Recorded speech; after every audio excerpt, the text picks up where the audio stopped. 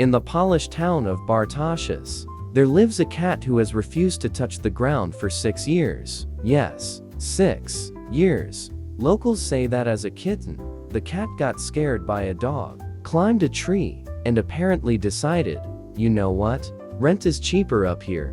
Residents bring him food daily, and he sleeps in the hollow of the tree like some kind of feline druid. People have tried to bring him down several times, but he just climbs right back up the moment they're not looking. Honestly, this cat is living the dream. Free meals, no rent, no neighbors, 0 responsibilities. He's basically the forest version of a New York artist.